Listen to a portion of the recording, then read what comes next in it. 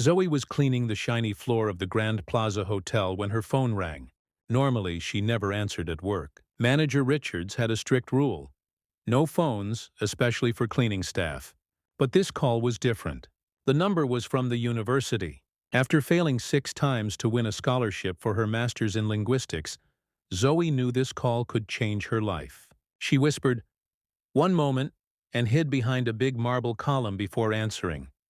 "Zoe Johnson," she said quietly, hoping no guest would notice. A voice answered in perfect Dutch. It was Professor Van Harton from the University of Amsterdam. Zoe quickly replied in Dutch too, speaking smoothly as they discussed her application. She explained, worried, that her motivation letter might have arrived late. Suddenly, the lobby grew silent. She looked up and saw Richard Coleman, the rich owner of the hotel, watching her with surprise. Next to him stood Manager Richards, her eyes full of anger. Zoe's heart pounded. "I have to go. I'll call later," she said in Dutch and hung up. "Johnson in my office now," Richards ordered sharply. Zoe walked to the small office in the basement. The stares of her co-workers followed her. Some looked sorry, others looked pleased. At 29, Zoe was the only black woman in the cleaning team with a college degree, something Richards always ignored. Share in the comments where in the world you're watching this story from. If you felt the message, hit the like button, and don't forget to subscribe so you never miss a new story of hope and second chances. "You know the rules," Richard snapped. "No phones during work, especially in public areas." "And what language was that, French?" "Dutch," Zoe corrected softly, regretting it. "I don't care if it was Martian. What matters is Mr. Coleman saw a cleaning lady on the phone instead of working." The unfairness burned inside Zoe. White receptionists often took personal calls without punishment, but for her it was always different. Richards continued, "I'm moving you to the convention center bathrooms for 3 months. You can practice all the languages you want there without shaming the hotel." Zoe's stomach dropped. The convention center meant long, hard shifts after events with no extra pay. It was Richards' usual punishment. "You're lucky you're not fired," Richards finished. That night, Zoe cried quietly in her small apartment shared with 2 nurses. On the wall hung her degree in linguistics and her international certificates. 6 years of cleaning hotel rooms while saving for a master's degree, sending out resumes, and facing rejection after interviews. The next morning, she came early, ready to stay professional despite the injustice. Suddenly, the front desk phone rang. "Zoe Johnson, HR wants you right away," said Jennifer, the head receptionist. The HR office was on the top floor, near the executives' offices, a place cleaning staff never went. In the elevator, Zoe felt invisible, surrounded by business people talking about million-dollar deals as if she didn't exist. When Zoe entered the HR office, the director said, "Please sit." Zoe sat nervously, sure she was about to be fired. Instead, the director said, "Mr. Coleman wants to see you." The owner's office was bigger than Zoe's whole apartment. Richard Coleman, age 45, was famous for saving failing hotels and turning them into luxury businesses. Now he was staring directly at her. "Dutch, French, Italian, and Mandarin, correct?" he asked, looking at her file. Zoe froze. "How did you—" "I asked HR for your resume after hearing you yesterday," Coleman explained. "You have an honors degree in linguistics from Georgetown. You're fluent in 6 languages, including 2 Asian ones, and yet you've been cleaning my hotel for 6 years." Zoe was shocked. She didn't know this moment was part of something much bigger. That phone call in Dutch was the start of a story that would uncover workplace discrimination and show how hidden talent was being wasted behind mops and cleaning carts. For a moment, the room was silent. Zoe realized Coleman actually knew who she was, not just the invisible cleaning lady everyone ignored. 6 years, Coleman repeated, closing the file. "Tell me, why is a Georgetown-educated linguist cleaning bathrooms instead of working in translations?" Zoe took a deep breath. "I sent 47 resumes to this hotel's international relations department. No one ever answered. I also applied for 12 internal transfers. Everyone was denied." "By whom?" Coleman asked. "Manager Richards and Mr. Whitmore, the operations director," Zoe said. Coleman calmly wrote the names down. "Strange." Whitmore always complains about not having enough multilingual staff, especially for Asian conferences. His eyes narrowed. What Zoe didn't know was that Coleman had already been suspicious. 3 months earlier, he had hired investigators to quietly look into why his East Coast hotels were losing so many skilled non-white employees. "Zoe, I'll be direct," Coleman said. "Tomorrow, a trade conference with Dutch and Chinese business leaders begins. I need someone who speaks both languages well and understands their cultures."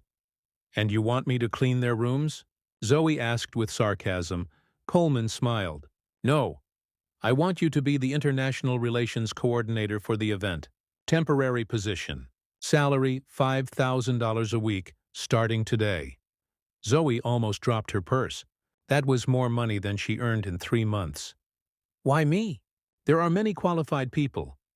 "Because I heard you speak Dutch like a native." "Because you have the skills I need." "And because I believe something is very wrong in my company." An hour later, Zoe stepped into the elevator with a new badge and full hotel access. On her way to HR, she met Manager Richards. The look on Richards's face was priceless. "Johnson, why are you on this floor without your uniform?" "Ms. Richards, I am the International Relations Coordinator, appointed directly by Mr. Coleman," Zoe said calmly. Richards went pale. "Impossible. You don't have the Georgetown degree." "Fluent in 6 languages, including Mandarin and Dutch," Zoe interrupted firmly. "My resume has been in the hotel files for 6 years, along with my 12 transfer requests." She walked away, leaving Richards stammering. In HR, Zoe met someone supportive. Zoe Williams, a new recruitment analyst. She looked excited. "Finally! I saw your file 3 months ago when I started. I couldn't understand why someone with your qualifications was in housekeeping. I tried to ask Mr. Whitmore, but he shut me down." That afternoon, as Zoe prepared for the conference in the VIP room, she noticed something alarming. The event documents had wrong and offensive translations in Mandarin. They could cause serious problems with the Chinese executives. She quickly fixed the errors and redesigned the welcome materials. "How did you know they were wrong?" Coleman asked, watching from the doorway. "The translations used words that could offend in formal Chinese," Zoe explained. "The translator knew some basics, but not the culture." Coleman frowned. "Whitmore told me he hired the best translators. It cost a fortune." "He hired someone without checking their credentials," Zoe said, pointing to a critical mistake in a partnership proposal. The next day, the conference began. Zoe moved gracefully among the international guests, switching between Dutch and Mandarin with ease. She helped conversations flow smoothly and built trust in minutes that would normally take days. During a break, she was suddenly approached by Mr. Whitmore, the director of operations, a man who had ignored her completely for 6 years. Whitmore approached Zoe with a smile that didn't reach his eyes. "Miss Johnson, I'm impressed. Richards clearly underestimated you." "Thank you, Mr. Whitmore," Zoe replied politely. "It's surprising, though, that my resume, showing fluency in Mandarin, was ignored, especially when the hotel paid $50,000 for poor translation services." Whitmore's smile froze. "There must be some misunderstanding. I never received—" "I have confirmation for every email I sent in the last 6 years," Zoe interrupted calmly, "including the ones where I warned you about serious translation mistakes in Asian events." What Whitmore didn't know was that Zoe Williams from HR had given Zoe access to the translation contracts. They revealed the truth. The translation company belonged to Whitmore's niece. She had no proven Mandarin skills but charged expert-level fees. Even worse, her work was full of errors that could have cost the hotel millions. On the 3rd day of the conference, something surprising happened. A Dutch businessman recognized Zoe. "Wait, aren't you the student who wrote that brilliant article on language differences in international business? It was in the Journal of Applied Linguistics." Zoe nodded, shocked. "I've cited your work at 2 conferences," he exclaimed, calling his colleagues to meet her. From across the room, Coleman noticed how respected Zoe was, while Whitmore grew more and more uneasy. What Whitmore didn't realize was that Zoe was carefully building a case. She was showing not just random mistakes, but an entire system of discrimination and corruption. Talented people like her had been pushed aside, while big contracts went to unqualified connections. No one at the Grand Plaza understood that the black cleaning woman who answered a call in Dutch wasn't there by chance. Behind this temporary transfer, a plan was forming, one that would change Zoe's life and reveal the truth about years of injustice. By the fourth morning of the conference, the hotel was full of excitement.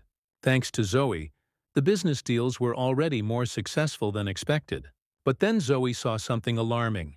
Whitmore was leading a nervous young woman to the executive elevators. "Miss Whitmore, your Mandarin translation is fine. No need to worry," he said in a firm voice. Zoe instantly recognized the last name. The young woman carried a folder marked Final Translation, Master Contract. As Zoe glanced at it, she saw the same serious mistakes as before. "Mr. Coleman must see this," she thought, hurrying to the CEO's office. Coleman looked up from his desk as she entered. "Zoe, what's wrong?" "Whitmore is replacing my correct translations with his niece's flawed ones," Zoe explained, showing him screenshots on her phone. "And I have proof this has been happening for years." Coleman jumped to his feet. "Are you certain?" "I have everything documented," Zoe replied. "I also found records showing her company was paid 3 times the normal rate, while qualified staff like me were blocked from opportunities." Just then, Zoe Williams from HR rushed into the office. "Mr. Coleman, sorry to interrupt, but I found something you must see," said Zoe Williams from HR, handing him a folder. "These are hiring records from the last 5 years. They show a clear pattern. Qualified non-white candidates, especially women, were rejected." Coleman flipped through the papers, his face growing harder with each page. "The outside investigation noticed something before, but this is systematic," he said. Just then, Whitmore walked in without knocking. "Richard, the Dutch are ready to sign, but they're asking about inconsistencies in the translations." Johnson must have made a mistake. The room went silent. Coleman slowly stood, shut the door, and turned to Whitmore. "Thomas, I see payment records of $50,000 for bad translations, while qualified employees are cleaning bathrooms. Any explanation?" Whitmore's face turned pale. "I don't know what you're talking about. We hired the best—" "Your niece," Coleman cut in coldly. "She has a certification—" "Fake," Zoe interrupted, placing a printed email on the table. "I confirmed with Peking University. They never certified Ashley Whitmore." Whitmore glared at her with hatred. "You're nobody. Just a cleaning lady who thinks she can play with the big boys." "PhD in Applied Linguistics from Georgetown," Zoe replied calmly. 6 international publications, all in the HR files you ignored. "And you lost to me repeatedly," Coleman spoke firmly. "I've called an emergency board meeting in 30 minutes. By then, I expect your resignation letter on my desk." Whitmore gave a nervous laugh. "You can't be serious. Because of this? Choose your next words very carefully," Coleman warned. 2 hours later, the executive auditorium was full. All managers, supervisors, and directors had been called urgently. In the front row, Dutch and Chinese executives sat watching with interest. Manager Richards looked lost, seated among other department heads. Coleman took the stage, Zoe beside him. His voice was grave. "Today, we discovered a system of discrimination and favoritism that has cost this company millions.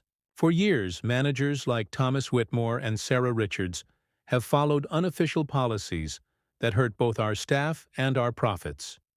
Behind him, a presentation displayed charts comparing employee qualifications with their actual positions, showing rejection patterns by race and gender, and inflated contracts linked to managers' family businesses.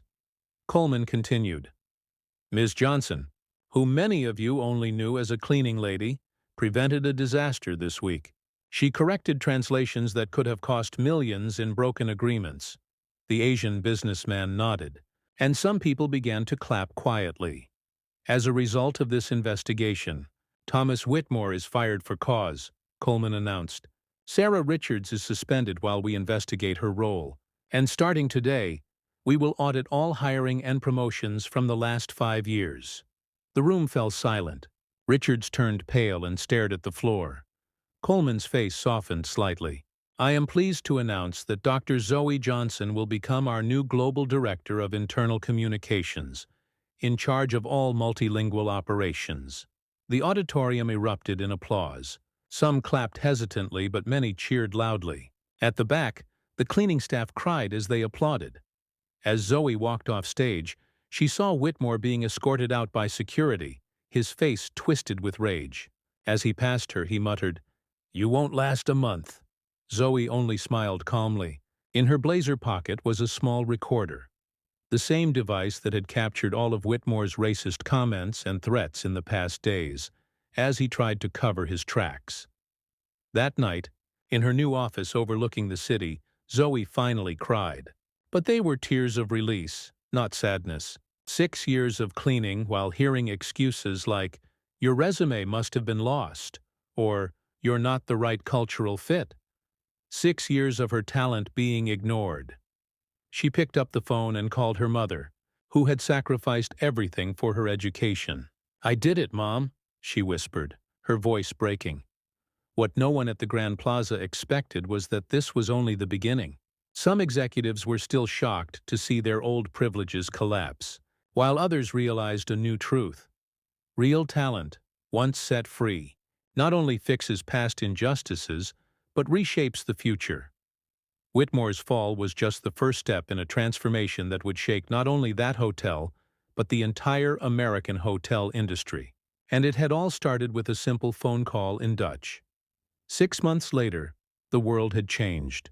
What began as Zoe's personal fight for justice had grown into a quiet revolution across the hotel industry. From her office on the 32nd floor, Zoe looked out over Manhattan. A simple plaque on the oak door read, "Dr. Zoe Johnson, Vice President of Diversity and International Relations." Her salary was now 5 figures each month, but the real power went beyond money or title. Dr. Johnson, her assistant, now also her close friend, said at the door, "The restructuring committee is ready. All regional managers are on the call." Zoe nodded, took a deep breath, and entered the conference room where Richard Coleman and the board of directors waited.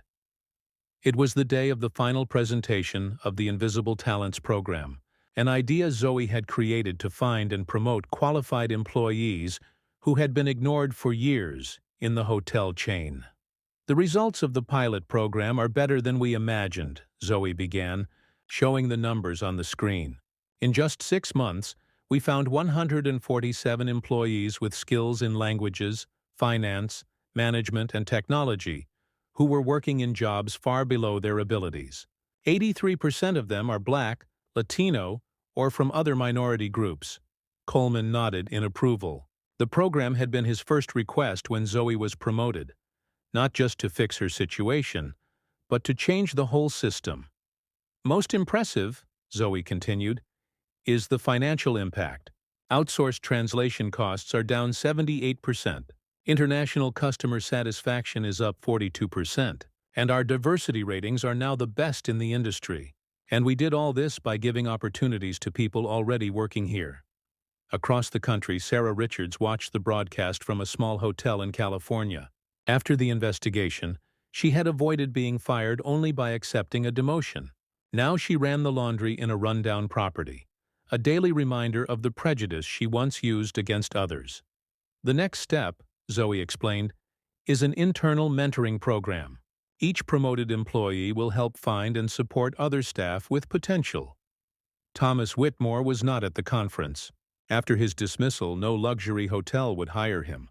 With charges of discrimination and corruption, his reputation was ruined.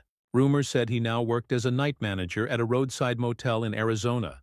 His niece Ashley had to return the money she took, finish an ethics program, and was now studying Mandarin, ironically funded by a Coleman Foundation scholarship for inclusive language education. Zoe paused and spoke directly to the camera broadcasting to every hotel in the chain. "I want to share something personal. When I was little, my mother worked as a maid in a hotel like this one. She had a college degree but never got a job in her field.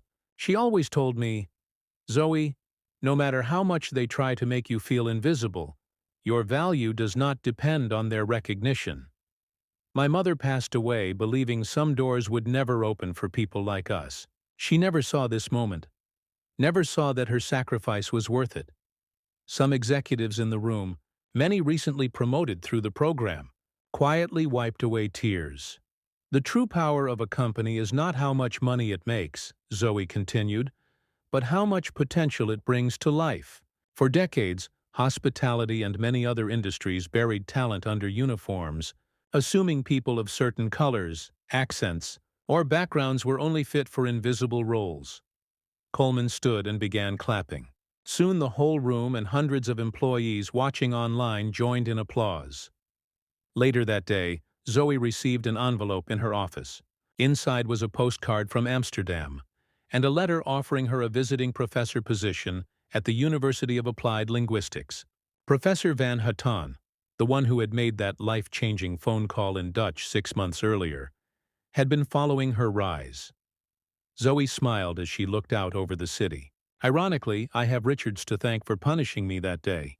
If she had only given me a warning, I might still be cleaning rooms, my degree gathering dust. The next day, Zoe launched a new scholarship fund for hotel employees and their children, paid for in part by her new salary. The first recipient was the daughter of one of her old cleaning colleagues, a girl who dreamed of studying hotel management. What began with a single phone call in Dutch had grown far beyond one hotel, far beyond one industry. The message was clear. Talent exists everywhere. What is missing are opportunities and recognition. True justice is not only punishing those who discriminate, but rebuilding systems so prejudice has nowhere to hide. Zoe's sweetest victory was not seeing her enemies fall, but watching hundreds of people like her finally rise. If this story made you think about how silent prejudice hides talent, share your thoughts and subscribe for more stories of people who turned injustice into real change. Because the greatest lesson Zoe leaves us is this: true greatness is not just breaking barriers for yourself, but keeping the doors open for everyone who comes after.